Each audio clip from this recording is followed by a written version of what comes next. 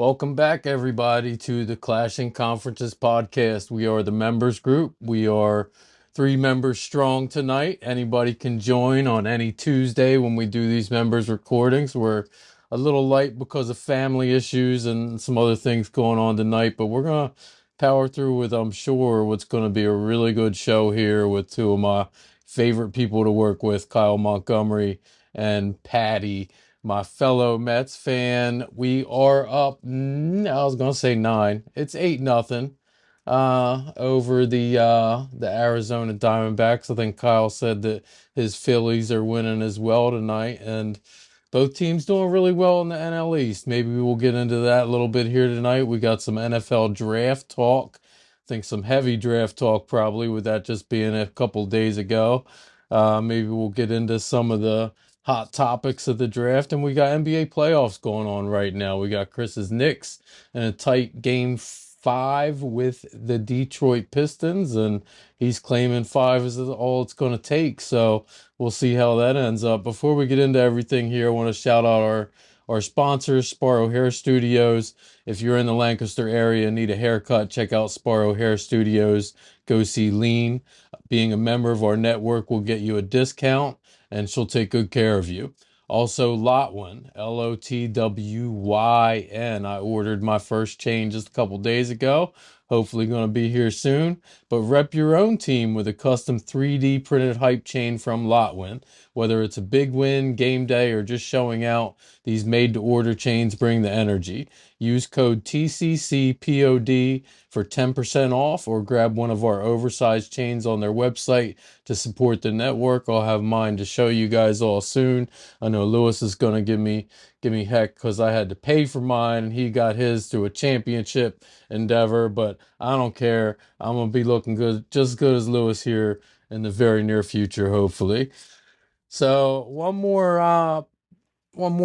I guess, member group note. We are going to be changing the topic coming up here soon. This is our last week of what was considered mostly basketball. We're going to definitely focus on the NFL with the draft being recent here tonight, but this has mostly been the March Madness and NBA pod members podcast the past couple of weeks here. We're going to be transitioning over to some fighting, some MMA, some boxing, and some wrestling starting next week. So please tune in for some new stuff, and hopefully we're gonna have some new members that are more into those lines of things here soon. Patty, tell me, what happened in the wrestling world this week? Anything? Is there still stuff every week, or is it just WrestleMania and then you take a couple weeks off? How does this whole thing work?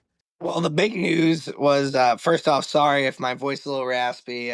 Shout out to the our school baseball team. We won a big game yesterday, and I was yelling and screaming and teaching, so that's why my voice is a little raspy. But the big news this week, Mike, was actually outside of the ring. This was Raw's first time on Netflix, so Netflix is now going to be the vehicle driving Raw every week. So if you have a Netflix subscription, which I know you do because you watch Emily and Paris, I know you do, Mike. I know that's your show. I I know don't know that's your what that lady is. jam. I know that's your lady jam, baby. I'm But sorry.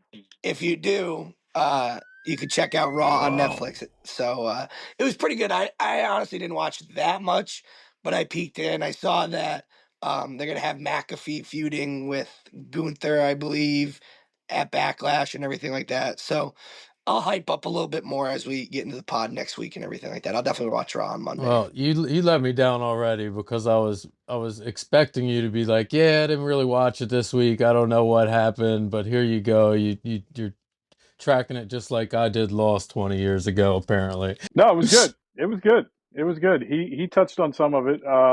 You got Seth Rollins, who won that triple threat match again with Roman Reigns and CM Punk, and Paul Heyman in his corner now. Paul Heyman turned on Roman Reigns and CM Punk, and now Paul Heyman's his advocate. And they got Braun Breaker, who just lost the Intercontinental Championship. Braun Breaker's like their muscle, so they're building a stable there.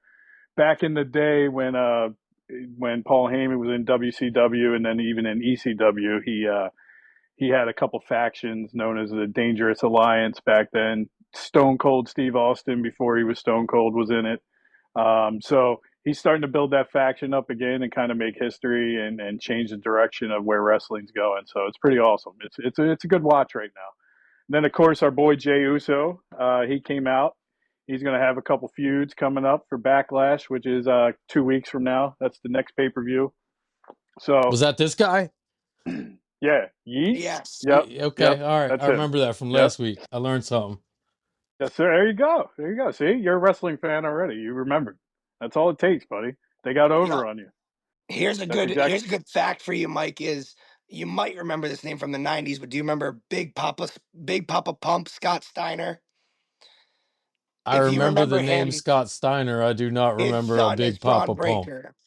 Braun His Breaker is his son. it's his nephew. It's Or his his nephew. nephew. Yeah, And his yeah, son is in his son plays college football and he's gonna come into the WWE after he's done playing college football. yeah, yeah. It's pretty awesome. And then Jey Uso is, I don't know if you remember Rikishi from back in the day in the late '90s. That's his son. So a lot of legacy in the WWE right now, which is pretty cool. So guys we grew up watching, now their sons are in there. So that means that we're old as hell. But it's still pretty fun to watch. Yeah, I'm older than you because I don't even know the parents that you're talking about. So get me some grandfather lineage and maybe I'll know what's going Yeah, on a Oh, little maybe. you don't bit. have Jimmy Superfly Snuka's son around anymore, you know? Okay. May he rest in peace. Well, the good news is I really didn't care about any of that. I was just trying to trap Patty, and he turned the tables on me and had way too much knowledge for me to deal with. Haven't you learned yet? Patty is untrappable. He has more Yeah, knowledge in that one day I'm than gonna get anybody him. else. I'm gonna find There's something. We're really gonna start talking about these Red Bull soapbox derby races or my something. capital gains are on Patty. He will pull something out and he will know about it. I'm telling you. I will never bet Here's against here's Patty. here's the here's the pull something out you didn't know. You ready, Mike? I was a 5-year varsity diver in high school, and I can still do multiple flips off a diving board to this day. I believe that. I Oh believe well, we that. We gotta got. we gotta see that. We gotta see that. A few on my Instagram video on my Instagram that you can check out, but I'll send some in the group chat later too. I was a I swimmer mean, before I got fat, and I could swim pretty good. he was like a dolphin. He really was. He was fast. I was fast. I was a sprinter. Yeah, Hmm.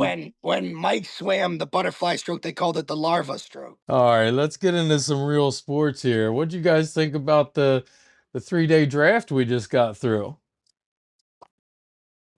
Every day I miss, every year I miss the Saturday format. Every year I do, but I do like this format all in all. I enjoy it.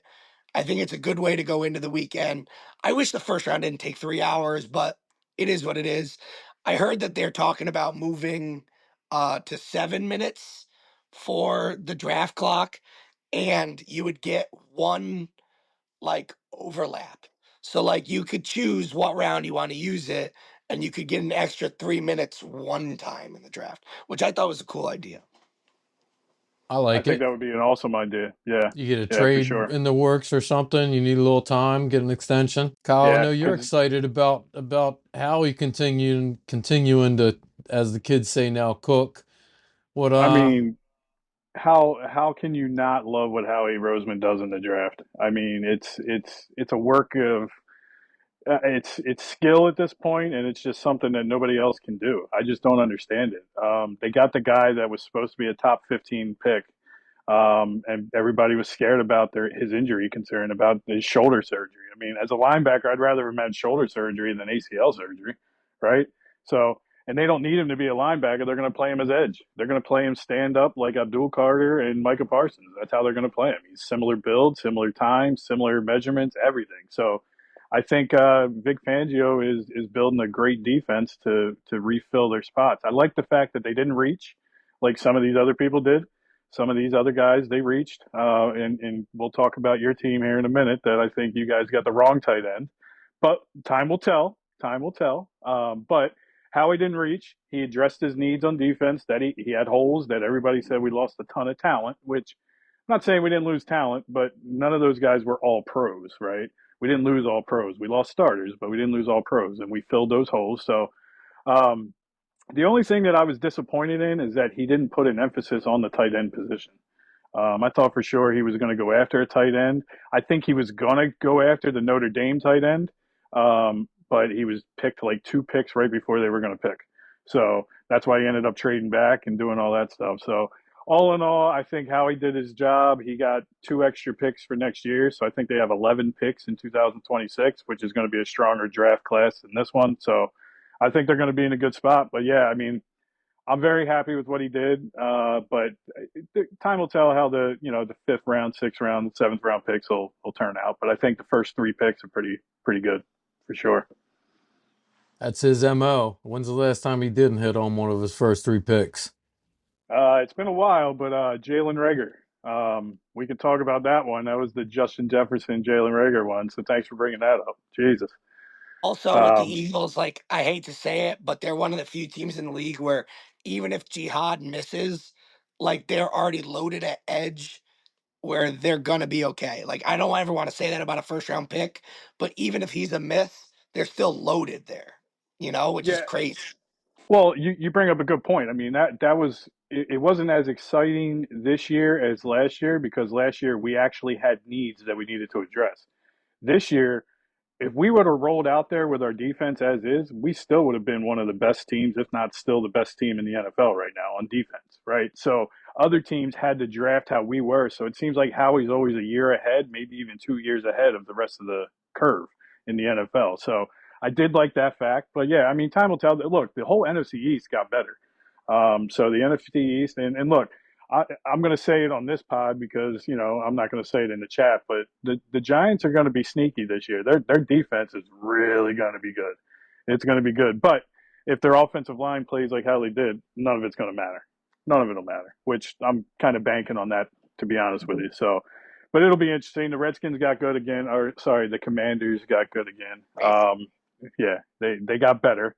The Washington football team got better, and Dallas did Dallas things. Jerry did Jerry things, man, and I love every second of it. He almost it's a competition every year to see who can do worse, Jerry Jones or the Cleveland Browns, and they were neck and neck this year to see who made the most boneheaded drafts I've ever seen. I mean, they had perfect people that could fit right in with them, and they didn't address any of it. They didn't get a wide receiver until like the 4th round or 5th round. I mean, gotta love it. I love it. I love every second of it. Please keep Jerry around as long as possible. That's my only ask. I will pay for his medical care if it means him being the GM for the next 20 years. So I want to touch on that Cleveland situation for a second. What did you guys think about the Shador Sanders fall? I mean, it's just crazy to me, and I understand that there had to be something off the field. I heard a rumor that he was taking calls from other teams while he was in meetings with different teams. I heard that he was walking in meetings with headphones on. So obviously, something about his character is what set things off. The thing that baffles me is it seemed like why did they take Dylan Gabriel and then take Shador Sanders? Like you can hate Shador Sanders for his character, and I love Dylan Gabriel. You can go back and watch any college football pod that we did and hear how much I talked about how any other year he's probably a Heisman candidate. But like you can't sit here and tell me that Dylan Gabriel and I forget the other quarterback, not Shoke, but the other one that got taken around Dylan Gabriel are better quarterbacks than Shador Sanders. Maybe I'm wrong, but I thought he was falling to like the late second, 3rd round. The 5th round was just crazy to me. Yeah, I mean, I from what you heard it was a character thing, right? So I think it was twofold. I think one, they didn't want the circus that came along with it, including his dad, right? Because whether whether Dion comes out in a press conference and says, "I have no desire to be an NFL coach. I'm the head coach of Colorado," the rumors are still going to start, right? So no matter who drafted him in the 1st round or 2nd round, if they lose 3 games in a row, somebody's going to be like, "Oh, well, kick him out, bring Dion in." So I don't think anybody wanted that circus. Plus, I heard stories of him going in, and Topher will probably be able to tell you, but he went in for a pre-draft interview with Dayball, and Dayball gave him an original playbook, right, original scheme, and then threw a curveball to him the day before, and he wasn't prepared. He didn't read it, didn't do anything, right? So Yep, that I saw that that tells too. you right, yeah, that tells you right there that like he's just not mentally there. And it brings up, I wanted to pose this question to you guys, right? So with the NIL, we talk about the NIL all the time in college basketball, right? How it's not necessarily ruin it, but it's not what it was meant to be. I think the NIL in college football is actually a benefit to the NFL because when they're doing these pre-draft interviews, they get to see the people that they're not doing this for the money. They're doing this for the love of the game, right? Because they actually want to play the game and they're ready to play. So that's who people are drafting now. They're not drafting just based on talent.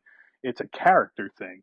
So I think the NIL, since the college kids are making money now, they don't care about the $5 million signing bonus like they did 10, 15 years ago. It's more about going to the right team, the right scheme, and being the best player you can be. And I think that's how teams are drafting right now. That is why Shador dropped to the fifth round, in my opinion. It's not racism. It's not anything else. It's that he came across as a spoiled brat that doesn't need the money and doesn't put in the work ethic. And that's just how it is, right? So he had to go to a good team with a good structure, and unfortunately, he went to the Browns. But we'll see. A rumor has it that the Eagles were thinking about taking him. Now, I'm the sure at a whole fifth round value, there were a heck of a lot of teams thinking about it. I couldn't yeah, believe Pittsburgh didn't take him in the fourth. I'll be honest. Like, I thought once he got past the third round that it was a lock for him to go to Pittsburgh. But, yeah. it is what it is. I I mean, you guys I got Will Howard. I like Will Howard, but it basically tells me that they're locked in on Rodgers, and that's their plan, and they're not coming off of it. my 2 points on Shador were it was amazing to me that one of the stats I saw that he would have made more in NIL in one more year in Colorado than he's going to make on his entire rookie contract in the NFL after that fall.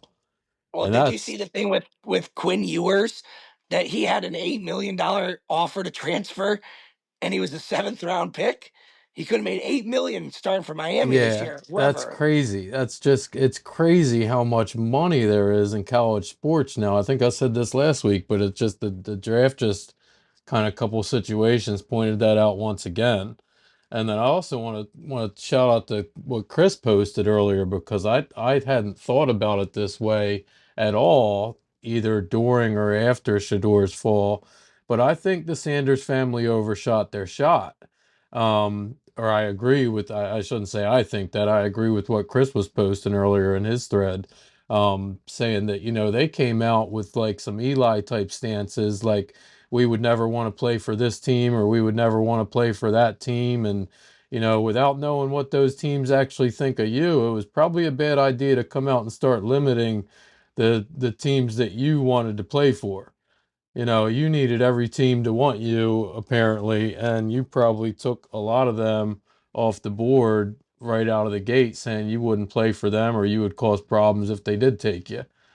Well, So, did you see if you remember when his dad was drafted, right? There's that historical story, and it's hilarious when you think about it. But he went into a pre-draft meeting with the Giants. The Giants laid a book on the table like this, about this big, and he said, "What's that?" And they say, "Well, this is a test we give to all of our pre-draft interviews." And he goes, "Well, what pick do you have?" And they said 10. He goes, "I'm not going to be here at 10. See you later," and got up and left. Right? yep. Shador went in with the exact same kind of mentality, and he doesn't have his dad's talent. I'm not saying he's not talented, he's not athletic, and all that stuff, but he's not his dad. He's not a Heisman Trophy winner that transcends the game, Yeah. right? So I think part of that falls on Dion for allowing him to be that arrogant. There's a difference. There's a fine line between arrogance and confidence, and he went over the wrong side of the line to the arrogant side. You know what I mean? And I think the NFL teams called his bluff. I think that's what you actually saw. I think you saw that, and Yeah. look, I think he can still be a solid quarterback if he uses this the right way. If he uses this as a chip on his shoulder and actually puts in the work, he can be a serviceable quarterback, and he might get a couple Pro Bowls in. You never know, depending on the system. Probably won't happen with the Browns, but we'll see what happens. I still don't understand how the Browns had a chance to draft Travis Hunter and potentially get a guy that's going to be around for a decade and be a stud for your team. And he might not play 10 years in Cleveland, but still, the excitement around Cleveland again. And you trade the picks and you did nothing really with them. Nothing. It just blows my See, mind. I kind of disagree because I get what you're saying about Hunter, but I think when you say that statement like that, you're severely underrating Mason Graham. Like I think that Mason Graham was the guy on the defensive line in this draft. And obviously we drafted Harmon out of Oregon, who I really like too. But I know it's not flashy, but like I really do think Graham is like going to be an all pro in this league for a very long time. So I don't know, maybe I have this little extra like thing that nobody's ever going to be good in Cleveland as a Steeler fan, but at the same time, I feel like Graham does more for them because they're better on the defensive end of the ball than Travis Hunter does with who's playing QB, with Flacco or Kenny Pickett at QB, and then like maybe Stefanski, and I'm not saying he is, but maybe Stefanski's the guy that said, hey, if Hunter comes here, he's only playing DB or he's only playing wideout. And his thing was he wanted to play both sides. Maybe Cleveland said, you're not doing that here. And that was part of the deal of trading out. That's a valid point. That is a valid point, and that's probably to your point what happened. And I don't want to make it seem like I was discrediting Graham. I think Graham's a hell of a player, and I think he would have been a stud no matter where he goes. And that defense is going to be solid. You know what I mean? When you have him on there, and then you got who on the outside rushing the quarterback still, that defense is going to be, because that's what carried them last year. I just would have seen, if they did tell him he was only going to play defensive back and not wide receiver, that makes more sense. But if they were going to let him play wide receiver and they still didn't Yeah. draft him, I mean, you need weapons, right? You need help on offense. Your defense was solid, so it You know just what seemed like a organization? Oh, my fault. I was about to say, you know what organization I don't understand? Why is Atlanta trading their 2026 first to move up 2 spots in this year's draft? Like, I don't get that, like, at all. yeah. I don't, especially when next year's draft is going to be a lot better of a draft than that first round pick. We all know with the first round picks you get that 5th-year option. So why would you trade that away? It makes no sense for a team that's right on the cusp of being in a playoff contention, right? They need that pick. So I didn't understand that either. There was a lot of Eagles fans questioning why the Eagles traded with the Chiefs 1 pick if they knew the Chiefs weren't going to take that linebacker. And it's like, guys, you don't understand. The Chiefs' phone is probably blowing up because they see this guy still on the board and other people want to jump up there. So the Eagles did what they had to do to get there. So I think there's a lot of times where we don't see what goes on behind the scenes in the war rooms, that I wish they did a lot of the NFL films on draft day where like you can see that stuff after the fact, because it would probably answer a lot of these questions that we have. You know what I mean? Like, oh, well, that makes sense. Like when we brought up when the Eagles drafted Jalen Rager over Justin Jefferson, and they showed the war room for the The Vikings, how Vikings they were war room. That was like, yeah. laughing and clapping and like, oh my God, I can't believe they just did that. As Eagles fans, we're like, yeah, neither can we. We're like, we want to be in your war room right now. So that was one of Howie's few misses, and I think he still regrets it. But all in all, I think it was a fun draft, and it did go kind of chalk for the first 10 to 15 picks. It was pretty. There wasn't a lot of surprises. I loved the amount of trades after we got into it. I mean, there were no trades going in. And then you had the big surprise trade that Kyle referenced there right at the top of the draft that nobody predicted, nobody was expecting. And then it just seemed like, I mean, the Bears, every single one of the picks we took in the draft, other than their first round pick, was originally somebody else's pick. We traded all of our picks. Our GM was just trading all day for 3 days straight. That's all he did. And I loved a lot of the values that he got. I loved a lot of the values that a lot of people got. I mean, I won't pretend to know a lot about Graham. You guys were talking about that trade, but I will say that I think it was a steal for them to get a first round pick out of the Jags for next year, because the Jags are no juggernaut. They could have a top pick next year again, and it could be almost like the Bears fleecing the Panthers. You end up with the number one pick the following year, or even a top 3 or 5 pick the following year, and the value on that trade changes significantly at that point. Would So love to see. I would love to have been a fly on the wall into what was going through Ben Johnson's head. I don't mean in a bad way. I mean like he was foaming at the mouth to get Loveland, and then he was foaming at the mouth to get Luther Burden. I Like think you're right. I would have loved to just have a chalk talk with him in that moment because he drafted Luther Burden. He's like, okay, we're gonna do this, this, and this, putting Loveland and Komet in this package and that package. Like he's a mad scientist. He is a Hmm. mad scientist. I just felt like the Bears could have traded back and gotten Loveland and picked up another asset. Maybe, but I also feel like where they were trading back to would have depended because the Chargers would have been all in on a tight end if either one of them was there at 21 or 20. So And that you would would have have been had to fine for trade. me because I would have then taken Hampton. Yeah, yeah. I'm happy about him. So I told you though, Loveland was he's a hardball guy from Michigan, so he wasn't going past the Chargers. The Chargers were going to be all over that. But yeah, I mean, Yeah. Mike, how do you feel about Loveland over Tyler Warren? You think? I mean, to Patty's point, Ben Johnson's a mad scientist back there in the offense, so he probably already knows how he's going to use him. But maybe it seems like how Ben Johnson is going to use Loveland is exactly how Penn State used Tyler Warren at Penn State, though. Like they're going to line him up in Yeah. multiple packages and use him in different ways. So, how do you feel as a Bears fan? Do you think they made the right call? I don't know. I didn't watch a lot of Penn State or really, I don't watch a whole lot of college football at all. I'm an NFL guy, significantly more than college. So I won't pretend to know a lot about these guys, but I do know that, I pay a lot of attention to the draft. I pay a lot of attention to pre-draft and where people get ranked. And I don't know anybody that had Loveland ahead, ranked higher as the number one tight end.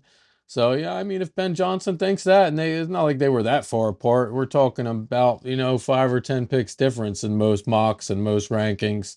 So if Ben Johnson thinks that that's the best guy for our fit and his coaching, I'm fine with it. I also think two things for me on the order that it happened. One, I heard a lot of comparisons of Loveland to Laporta. That was the big thing pre-draft was Loveland is I Laporta. did. He plays like Laporta. He's a Laporta type guy. So I think that had a lot to do with it.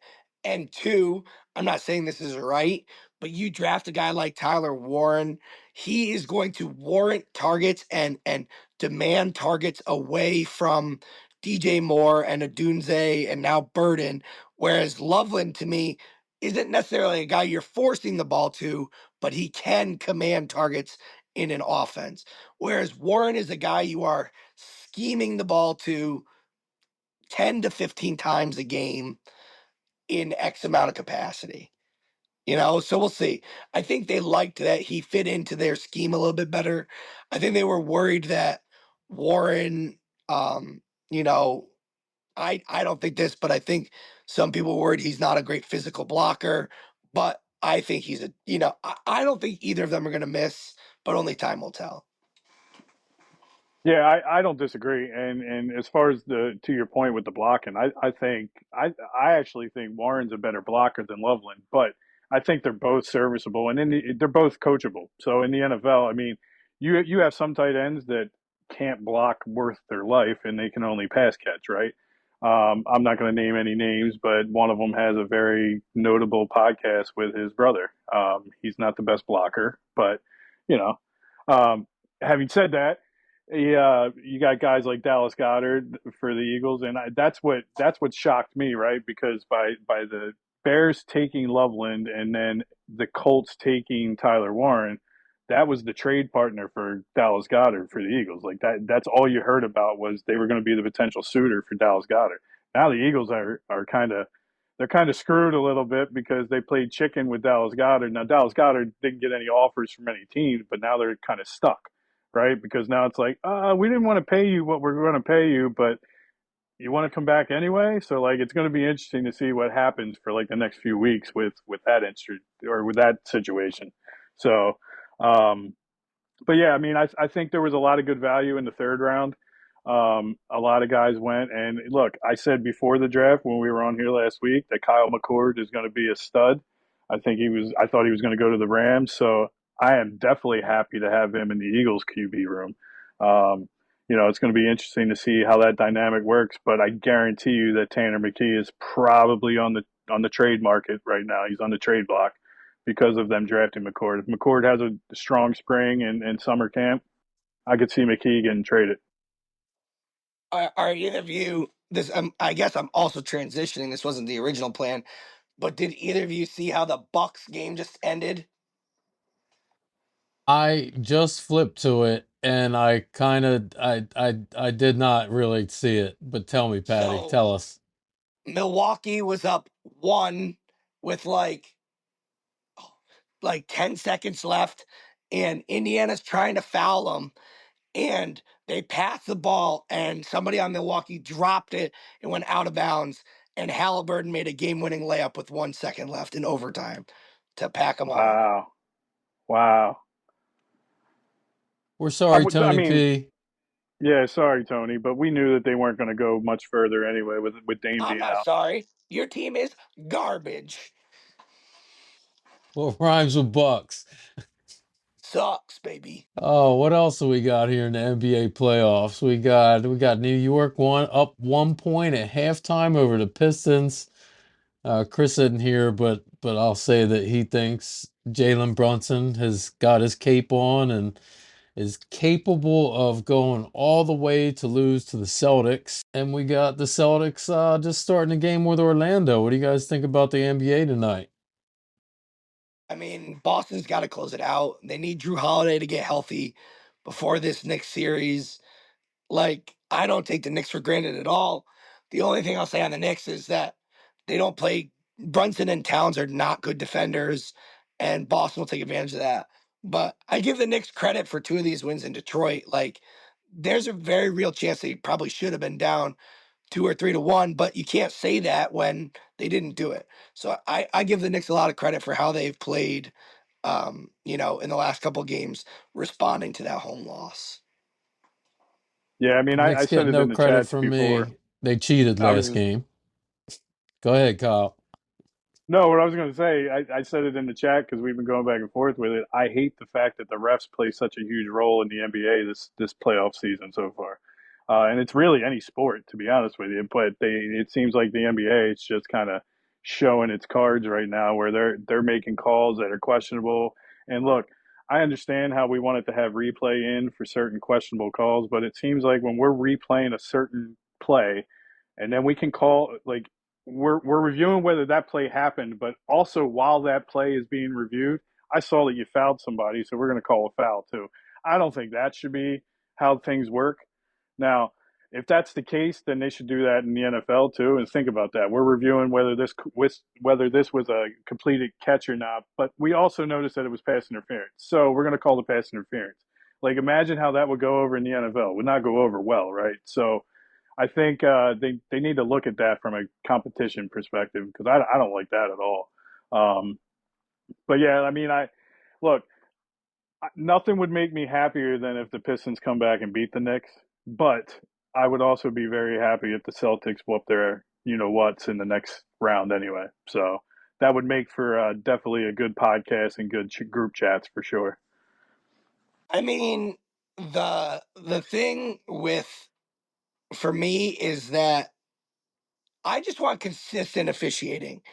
And I felt that on Wednesday's game, or sorry, not Wednesday's, Sunday's game, that they were pretty consistent as far as the whistle goes. Like, I know it's not right. It was a foul at the end, but they were letting them play for most of the game. What I don't like to see is when they let them play for most of the game and then they call a ticky tack foul, in the last 2 minutes or whatever like that. Even with umpiring in baseball when I'm coaching or officiating football, like if you're going to be ticky tack and call holding all the time, you just call it the whole game and I can deal with it. Or if you're going to call a low and away strike a strike the whole game, I can deal with that. I don't like inconsistent officiating, and that's kind of where I'm at. Where I'm okay with how it happened. I just don't want to see as we would call Topher, a waffler as an officiate, like as an official. I don't care about officiating other than when it gives the Knicks a win that they shouldn't get. That was blatant. I, I listen. And again, that's to Patty's point. I feel like that's when the officials got to just remain consistent. I agree with you, Patty. If you're going to call, if you're that's where your strike zone is in the first inning, make it the same way in the ninth inning. right? Keep it that way the whole game, and then we can adapt and we can tell our team, look, this is what they're doing. They're calling ticky tack fouls. Play a little off the ball. Do whatever you have to do and make that coaching decision. But when you don't know what the ref's going to call, if he slaps your arm and he doesn't call it this time, but then he calls it the next play, like that's what makes it tough from an NBA perspective, from a player perspective, even from a fan Yeah. perspective. You're like, I don't even know what the hell I'm watching right now, you know. As I said last week, the Clippers Nuggets series is going to be the best series of the first round, and my ass still isn't staying up for any of the games. So it was nice to see them play during the day on Saturday or Sunday, whenever it was. Facts, facts. Again, I think we're all just watching the playoffs to see who OKC beats in the final, and honestly, if it's going to be if OKC and Cleveland keep beating people by 50, it's going to be a very interesting finals if those two make it. Now, granted, I don't see Cleveland beating Boston by 50, but Jesus, I couldn't believe that game yesterday. It looked like the Heat just kind of gave up. They quit on themselves. It was nuts. It Listen, was absolutely I nuts. respect the Heat. I'll always respect the Heat for Spolstra. I'll always respect them. But this is what happens when we let teams that are 12 games under 500 into the playoffs. Hmm. Like, this Hmm. is what happens. Like, when you have Yeah. Cleveland, who is the best team in the Eastern Conference, and they get to play a play in team who was, I don't think it was 12, but X amount of games under 500, who their only offensive player is Tyler Hero and Bam Adebayo, who's cool, but like, that's it. Like, that's sometimes what is wrong with the NBA is that so many teams get in, and now sometimes that creates spectacles. Like when we were in the bubble and the Phoenix Suns went to the championship game in the bubble, like that was awesome, good for them. Like, or they went to the Western Conference Finals. Sorry, they lost to the Lakers, but that doesn't happen very often in the NBA. You know, Who uh who was the two offensive guys on Miami you just said? Tyler Hero and Bam Adebayo. Shout out to Cody, UK alums. Just throwing it out there. Just throwing it out there. State of Kentucky report. Got to represent my brother. Well, I tell you what, none of those Loserville boys would be scoring against the Cleveland Cavaliers in the Eastern Conference playoffs. Sucks to suck, Loserville. The Cavs are just so deep. I mean, you got two people that you're talking about on the Heat, and the Cavs got like eight guys out there that they can Well, run you through also their got to remember that the rotation. Cavs traded for DeAndre Hunter at the deadline, who's like a starting Yeah. three on Yep. most teams in the league, and he's coming off the bench. Yeah, think Very about deep. that. Think about that. I like Ty Jerome. I like Jerome. I'm a big Jerome fan. He reminds me of uh the dude that what was it, Dellavedova or whatever it was, or Dellavedova, Matthew when Dellavedova. yes, yeah, where they're just, and honestly, DiVincenzo for when he was with the Knicks, and now like he just they're just gritty players, man. They play hard and they play solid defense, and whenever they get an open shot, they seem to knock them down, man. Like they're the guys that you hate playing against, but when they're on your team, you're like, yeah, that's my boy. I like that guy. You know. And I don't think they'll beat him, but I think we got to give a little bit more respect to the Pacers for what they've built under the radar of the Eastern Conference. They're not the Celtics, they're not the Cavs, they might not even be the Knicks, but they have built something special. And if you don't think that Tyrese Halliburton is a top 3 to 4 point guard in the NBA, I can't help you because he's legitimate. He is. He's legit. He's inconsistent though. I That's my can't get only the top flaw with three or him. four. My only Who are flaw you with him is taking that over he's him, Mike? inconsistent. Who are you taking over him? Oh, just off the top of my head, easily, I'm taking Brunson. Steph. I'm taking Brunson. I'm taking Steph. Um, Garland. I think you can make the argument for Garland, but I'll still take Halliburton. yeah, it's pretty close to me. I don't know, Patty. I'd have to look at a pretty good list here, I think, but I think That'd be I two can. of them. Maxi. Yee. I'll take Maxi over him. He's not really He's their not point really a guard point though. guard. He's really a two guard playing point Yeah. guard. I Yeah. can But agree with that. Give me my guy Lonzo, man. no, Can't stay on the court, but if we're just talking talent, give me Lonzo. Well, if we're just no. Yeah, talking talent, easy. that's the Topher would kill you for that one. That's the whole Joel Embiid thing. I mean, if you're talking talent, I but he think you can't stay can on the make. court. I think you could make a Cade argument over Lonzo. I would I take think you Cade can over make an You argument Lonzo. for easy, Yeah. Cade. yeah. I would take Cade's a beast, man. Cade's gonna be. There's no doubt he's gonna. If he's not already, he's gonna be a top 3 point guard in the NBA for a long time, I believe. Yeah, he's solid for sure. I mean, like What 3 or about 4 Jamal might be Murray? high, but You're I'm right. taking You're right, Halliburton. Patty. I mean, looking at just looking at a quick list of teams, there's not a whole lot better than him. I'll give it to you. I mean, you could put if you want to put Harden up there still, I'm fine with that too, like based Yeah, on stats. But you know, uh, I just think he goes a little bit too under the radar. Like there was a big uproar when he um made the USA Olympic team team. Yep. over Brunson. I think Brunson's a better player. I think Brunson's a better guard, but Halliburton is the best pure passer in the NBA that's not Chris Paul right now. And that to me was what they needed at that time. So I just think Halliburton is a little disrespected at times. I do agree They had with a you size on limit the for their heads. Olympic team. His head was too big, so Hey, when they won a medal, they wouldn't be able to fit it over his head. So they had to get the Velcro that would have wrapped around, and it cost too much money. Insert graphic at Karan Kapoor I right think there. we have entered the Brunson slander zone. Listen, I'm just trying to get ahead of it. That's all.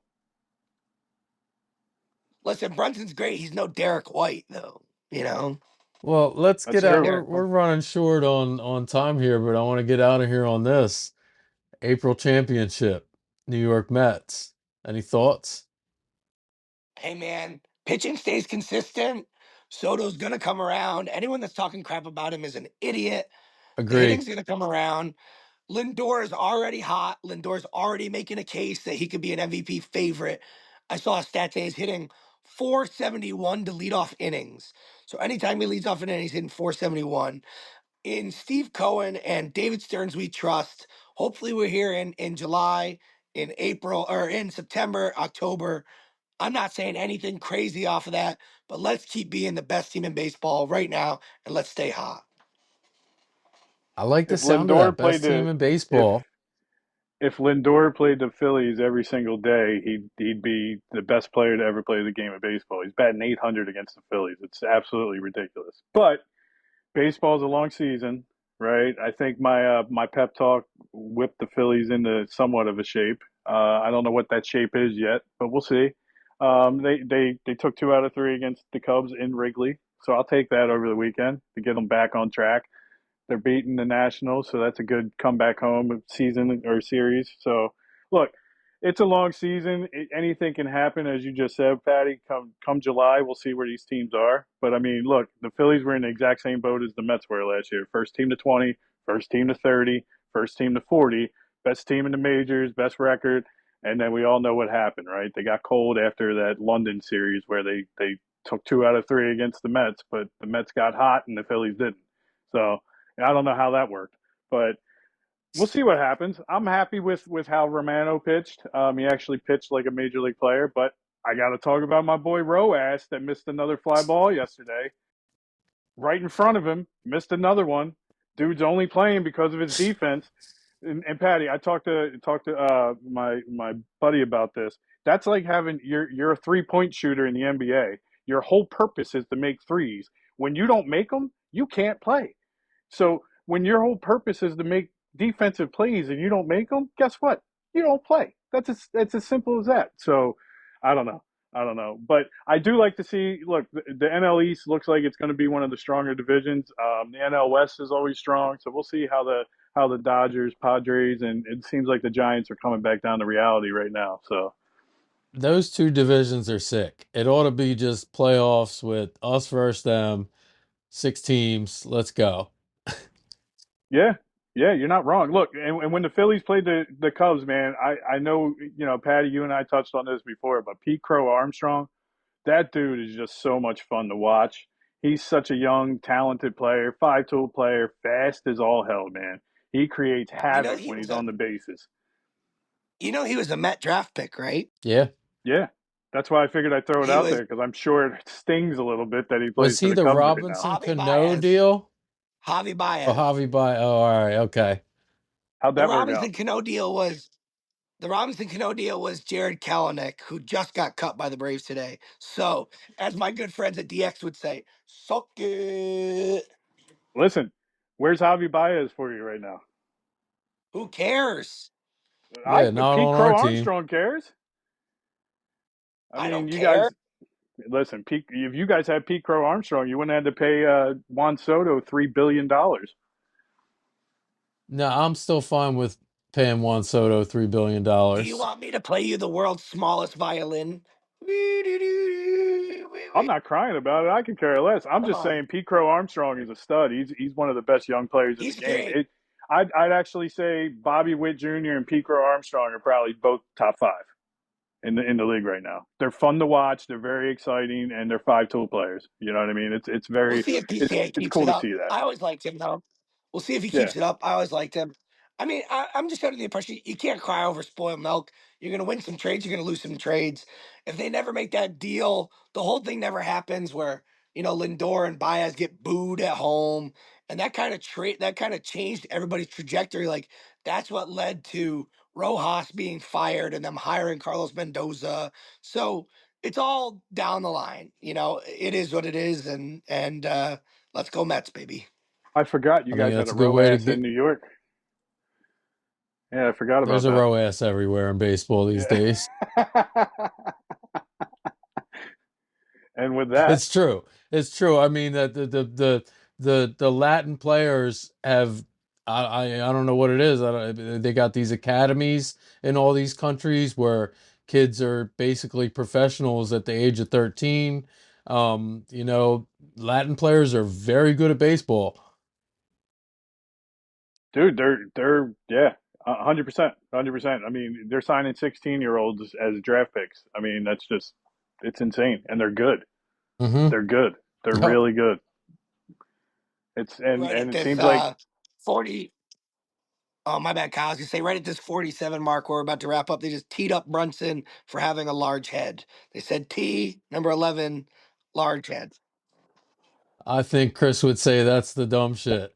Let's get out of here for the night. Good show, guys. Appreciate you. We will be back next week, probably with a fuller crew and probably to talk about some things that aren't even sports. So I'm gonna get a couple weeks off and you guys enjoy yourselves on this ride going forward. yeet. Go Steelers, baby. Boom, boom, boom.